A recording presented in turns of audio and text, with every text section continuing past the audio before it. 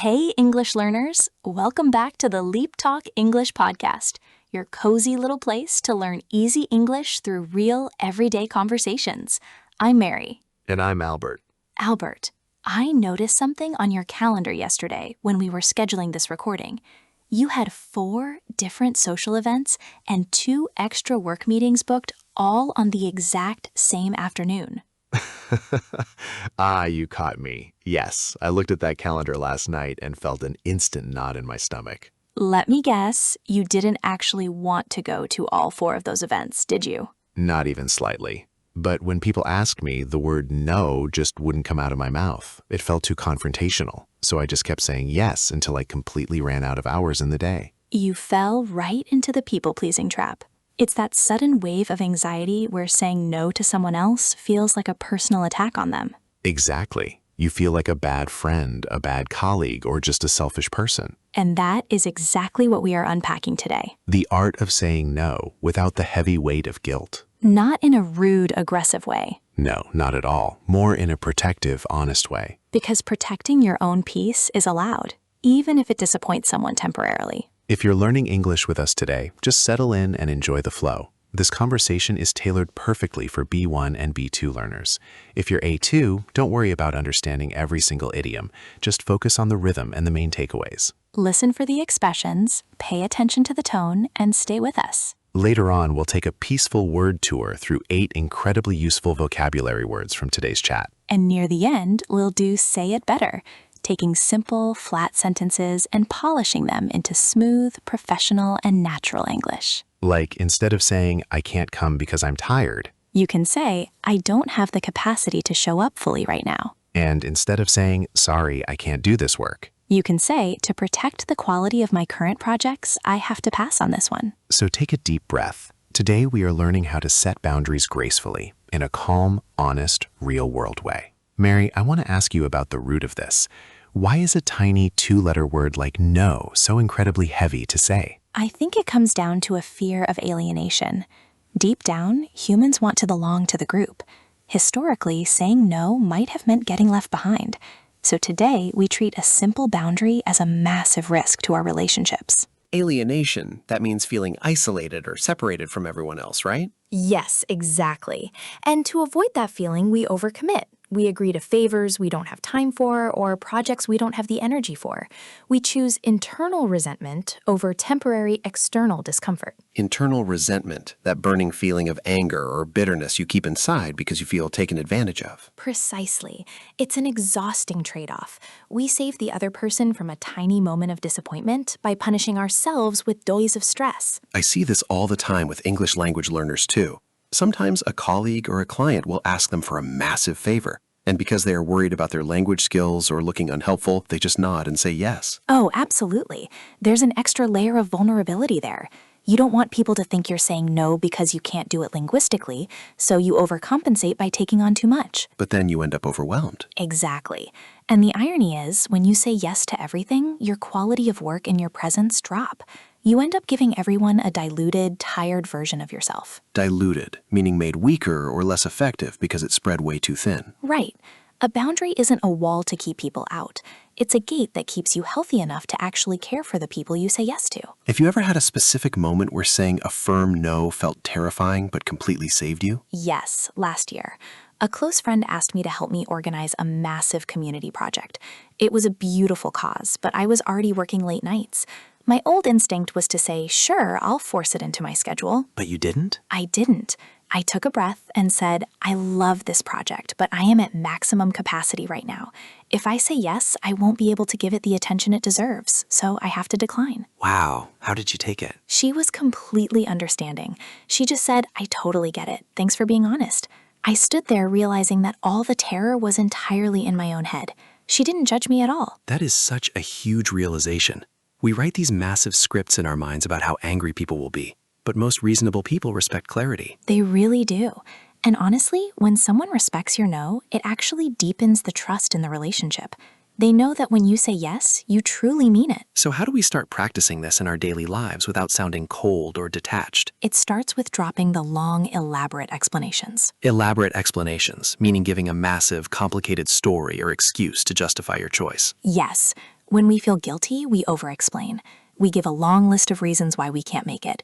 But over-explaining actually makes it look like your boundary is up for negotiation. It gives the other person room to say, oh, if that's the reason, we can just change the time. Exactly. A polite, clear statement is all you need. You can validate the request and then state your boundary plainly. I appreciate the invite, but I can't make it work this time. Simple. Simple, clean, and completely authentic. The word tour. Now, let's slow down and practice our 8 useful words from today's conversation. Our first word is boundary. Boundary.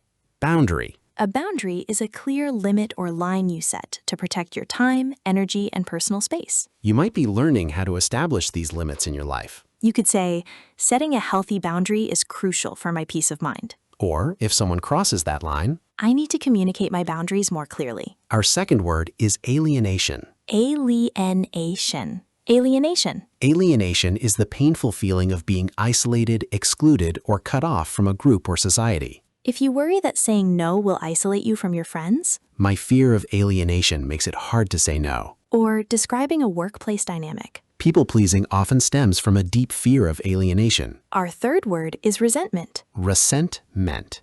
Resentment. Resentment is a lingering feeling of anger, bitterness, or ill will caused by feeling treated unfairly or forced into something. If you say yes too often, you might start to feel bitter inside. Saying yes when you want to say no builds quiet resentment. Or, when releasing that bitterness, I want to clear out any lingering resentment I have. our fourth word is overcommit. Overcommit. Overcommit. To overcommit means to give too many promises, take on too many responsibilities, or schedule more things than you can actually handle. If your calendar is completely full like Albert's was, I have a bad habit of overcommitting myself on weekends. or realizing your limits, I need to stop overcommitting just to keep people happy. our fifth word is diluted. Diluted. Diluted. Literally, diluted means made weaker by adding water.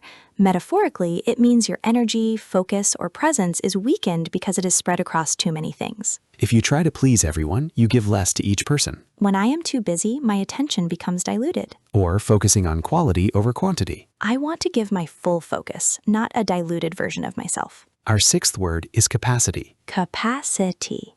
Capacity. Capacity is the maximum amount of energy, time, mental strength, or space you have available to handle things. When your schedule is entirely full, I am completely at capacity with work right now. or checking in on your mental energy. I don't have the emotional capacity for a big event tonight. Our seventh word is decline. Decline. Decline. To decline means to politely and formally say no to an invitation, an offer, or a request. It's an elegant, professional alternative to just saying no. I had to politely decline the invitation to the party. Or in a professional setting, She chose to decline the extra project due to her schedule. our eighth and final word is elaborate. Elaborate. Elaborate. Elaborate means containing a lot of complex details, long explanations, or intricate parts. If you are giving a massive story just to excuse yourself, You don't need to give an elaborate excuse for staying home. or describing a plan, he gave an elaborate explanation that wasn't really necessary. What a fantastic list. Let's remember them. Boundary, alienation, resentment, overcommit, diluted, capacity, decline, and elaborate. Now let's move into Say It Better, where we transform standard everyday phrases into polished, natural English that helps you set boundaries with complete confidence.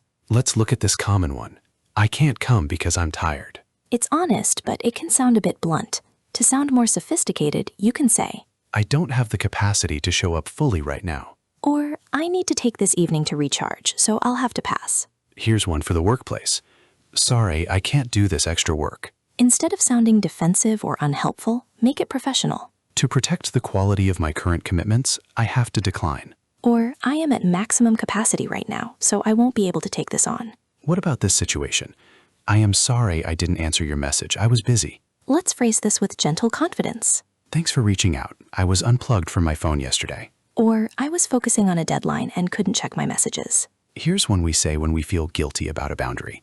I'm so sorry. I feel terrible, but I really can't make it to your dinner. Avoid over-explaining or sounding overly apologetic. Say it cleanly. I'd love to celebrate with you another time, but I can't make it work this week. Or I appreciate the invite, but I'll have to miss it this time around. These phrases are powerful because they don't leave you feeling weak or vulnerable after saying no. Exactly. They establish that your time is valuable without creating any unnecessary tension. So let's open the floor to our listeners. What is something you recently said yes to, but wish you had said no to? Practice your English by sharing your story in the comments below and try to weave in one of our word tour words. Thank you for spending this time with us. Protect your energy, practice your boundaries, and take care. Bye for now. Bye.